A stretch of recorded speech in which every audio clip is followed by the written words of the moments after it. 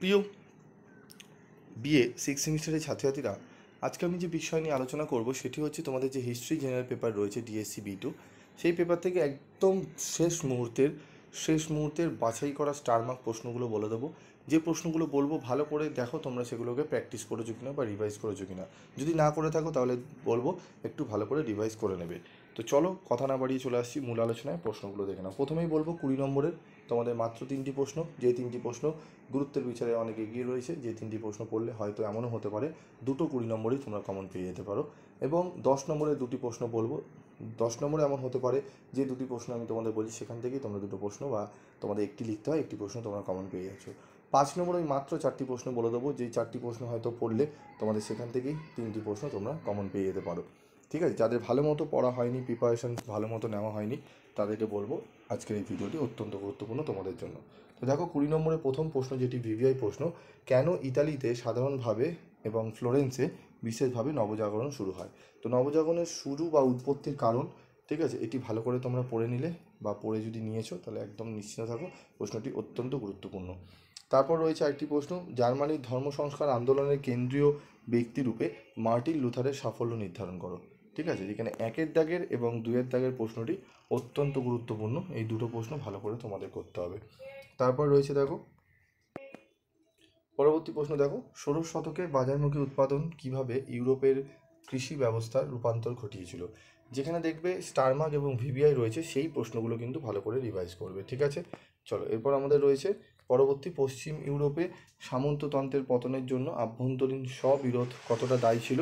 এই প্রশ্নটি ভালো করে তোমাদের পড়তে হবে। দেখো স্টার মার্ক রয়েছে এবং পাশে কিন্তু ইয়েলো কালার মার্ক রয়েছে, তাহলে ইয়েলো কালার মার্কগুলো তোমাদের কিন্তু ভালো করে রেডি করতে হবে। এরপর রয়েছে দেখো বিজ্ঞান বিপ্লব বলতে কী বোঝো? ইউরোপের ওপর এর প্রভাব আলোচনা করো।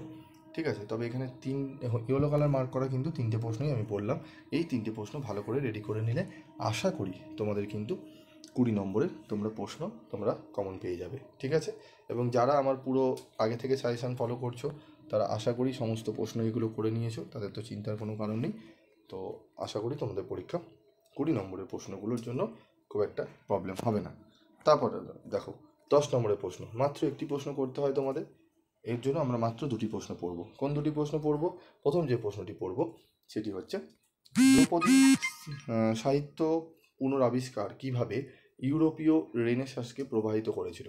এই প্রশ্নটি গুরুত্ব সহকারে করবে। এবং ওপরের যে প্রশ্নটি স্টার রয়েছে এই প্রশ্নটি যদি করে থাকো খুবই ভালো, যদি করে থাকো কোনো অসুবিধা নেই। তবে সেই প্রশ্নটি যে পড়া রয়েছে তার সাথে কিন্তু 2 নম্বরের প্রশ্নটি একটু বারবার রিভাইজ করবে। ওকে, তারপর রয়েছে দেখো, নতুন বিশ্বের স্পেনীয় সাম্রাজ্য কিভাবে একটি বিশাল ও স্থায়ী খনি অঞ্চল ভিত্তিক জনসমাজে পরিণত হয়?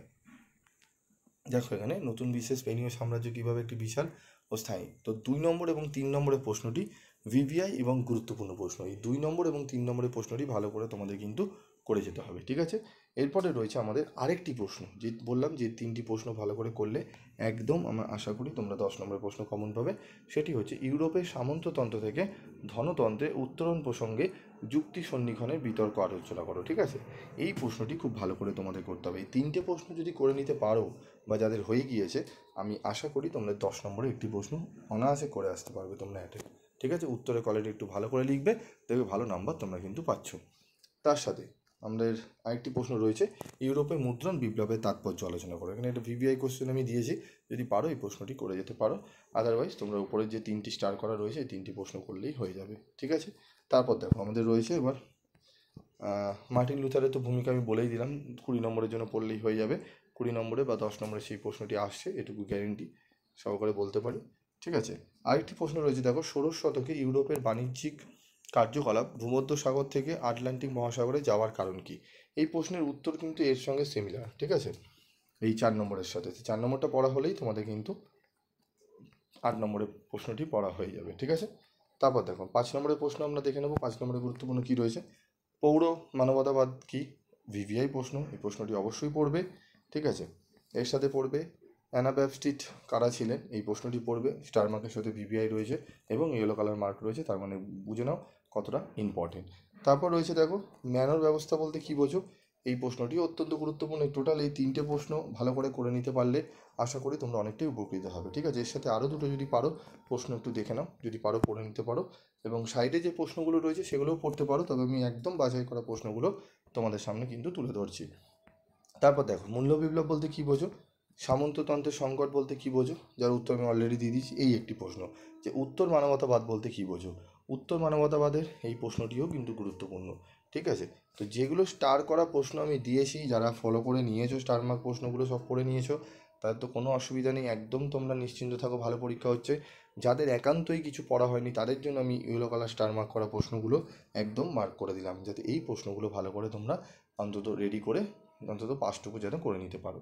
এবং যারা ভালো রেজাল্ট করতে চাইছো তারা তো সমস্তগুলোই পড়েছো স্টার মার্ক করাগুলো, তার মধ্যে থেকে যেগুলো ইয়েলো কালার স্টার রয়েছে, ভিভিআই রয়েছে, সেগুলো একটু ভালো করে রিভাইজ করে নেবে। যদি এগুলো চলে আসে তাহলে কী হবে, তোমাদের খুব তাড়াতাড়ি তোমরা সেগুলোকে লিখে কমপ্লিট করতে পারবে। তাই জন্যই কিন্তু তোমাদের বলা, ঠিক আছে। তো আজকের মতো ভিডিওটি শেষ করছি। তোমাদের ইতিহাসের SEC B1 বা কোন আগের যে পরীক্ষাগুলো হয়েছে সেগুলো পরীক্ষাগুলো দিয়ে তোমরা কতটা উপকৃত হয়েছো, সাজেশন কতটা কমন পেয়েছো যদি জানাও কমেন্ট বক্সে, তাহলে অনেকটাই উপকৃত হই। তাহলে আজকের মতো ভিডিওটি শেষ করলাম।